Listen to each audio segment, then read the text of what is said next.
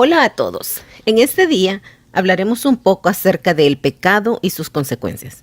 Al iniciar nuestros estudios bíblicos de este año y en conexión a otros grupos de nuestra iglesia, estaremos coordinando nuestro estudio bíblico para mujeres dentro del programa 5x5x5.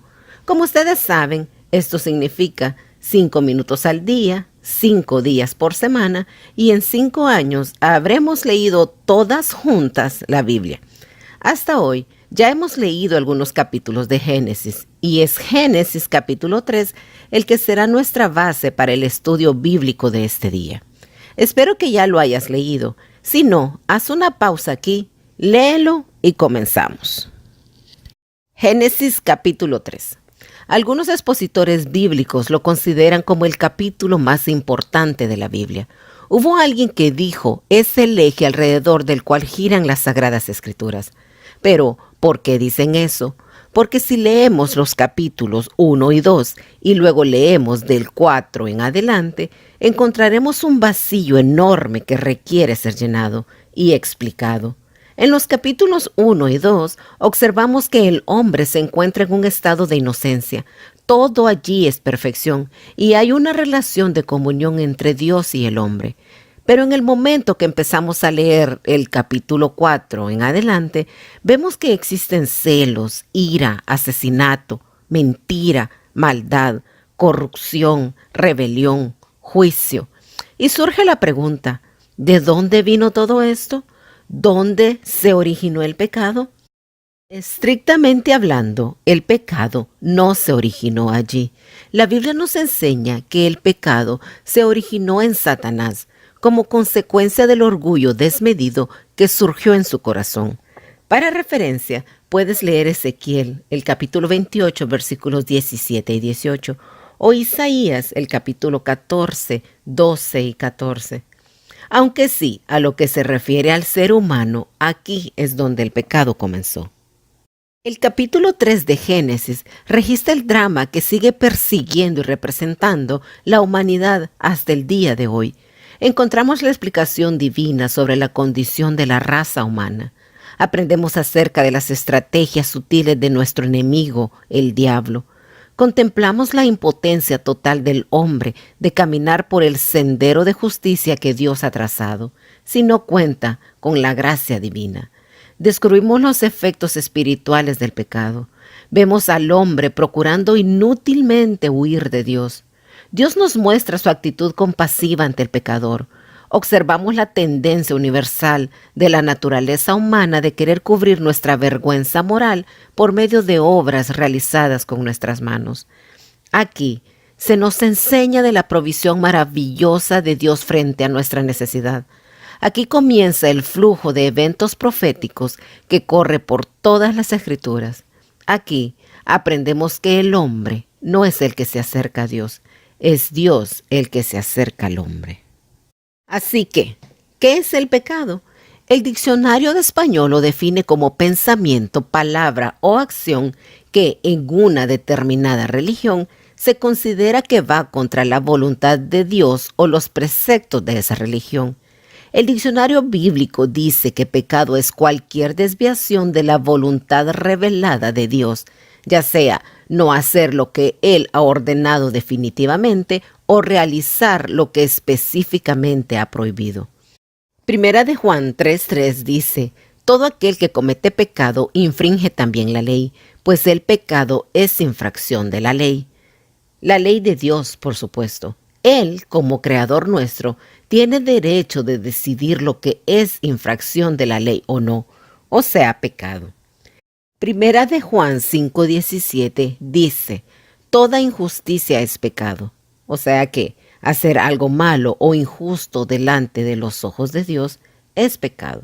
Si Dios dijo que lo que estás haciendo es pecado, créelo, es pecado, no le des más vuelta. Santiago 4:17 dice, y el que sabe hacer lo bueno y no lo hace, le es pecado.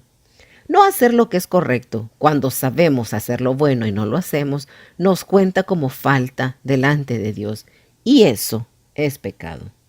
En los idiomas originales de la Biblia, la palabra que se traduce como pecado significa fallar al tiro o no alcanzar el objetivo. Por lo tanto, pecar es no alcanzar el objetivo de cumplir con las normas perfectas de Dios. Debido a que no podemos cumplir por nuestra propia cuenta con las normas perfectas de Dios, nos damos cuenta que el pecado es una realidad en el presente. Primera de Juan 1:8 dice que si decimos que no tenemos pecado, nos engañamos a nosotros mismos y la verdad no está en nosotros. 2 versículos más adelante, el versículo 10 dice que si decimos que no hemos pecado, le hacemos a él mentiroso y su palabra no está en nosotros. Nos comprueba que desde el primer acto de desobediencia, el pecado es parte de nuestra existencia. Lo hemos heredado de generación a generación. Por esta razón, leemos en Romanos 5:12, si como el pecado entró en el mundo por medio de un solo hombre, y la muerte por medio del pecado, así también la muerte pasó a todos los hombres por cuanto todos pecaron. El pecado arruina nuestra relación con Dios. Génesis 3, 23 y 24 dice, y lo sacó Jehová del huerto del Edén, para que labrase la tierra de que fue tomado.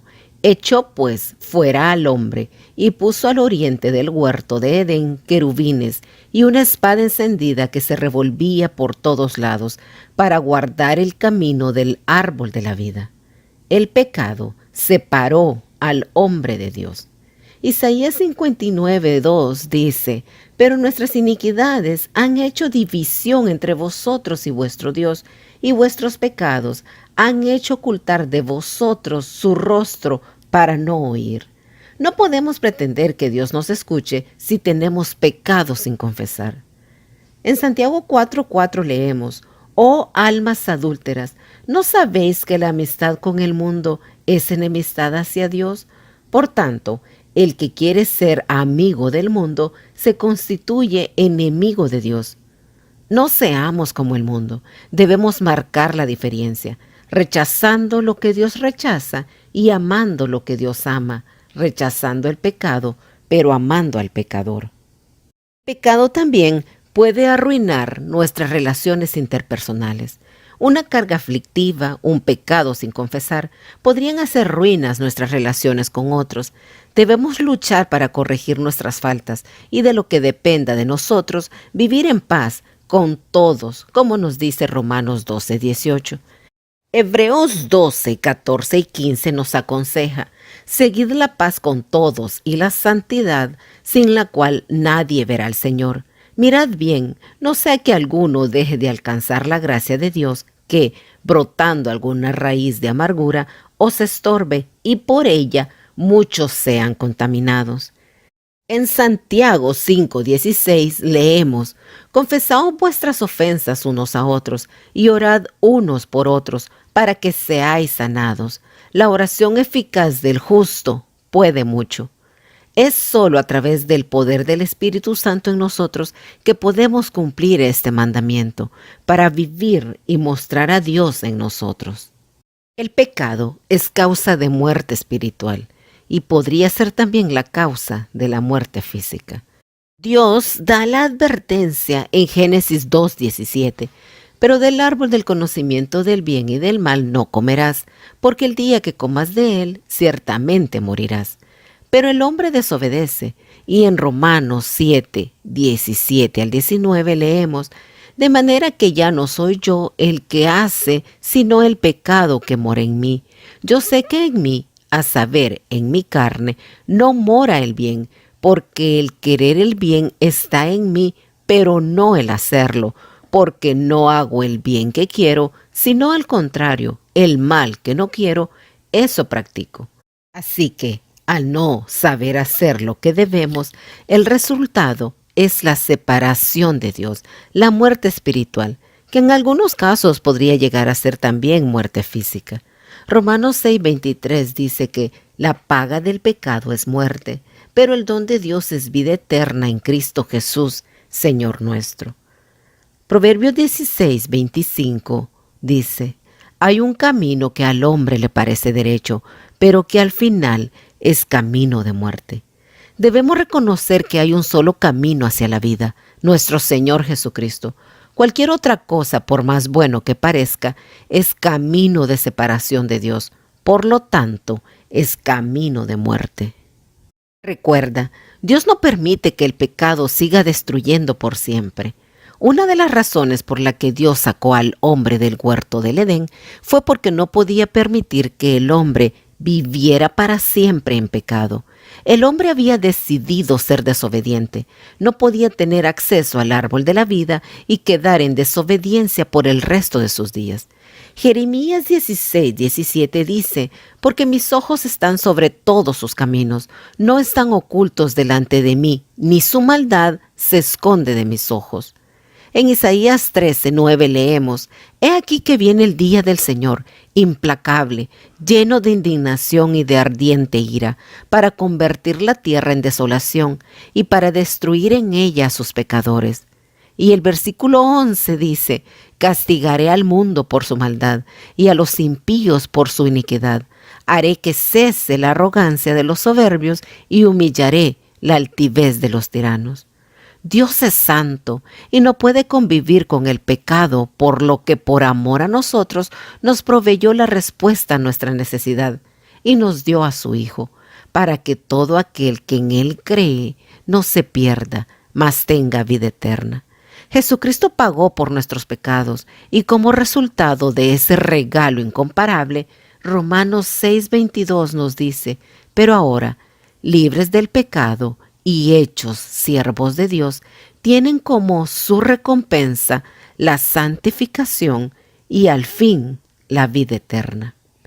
Dios siempre da el primer paso para buscar a quien ha pecado y brinda otra oportunidad para empezar de nuevo.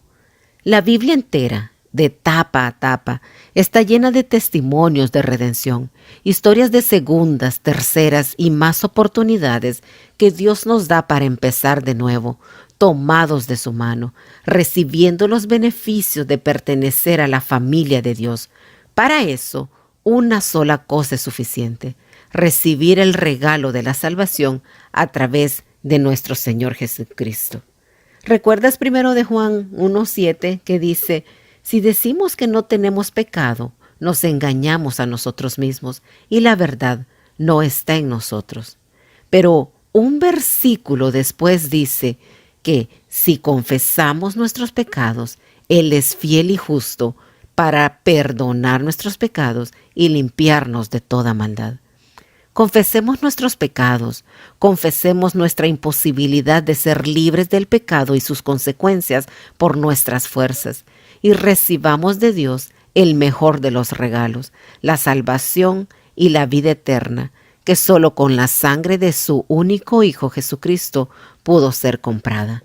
No esperes más.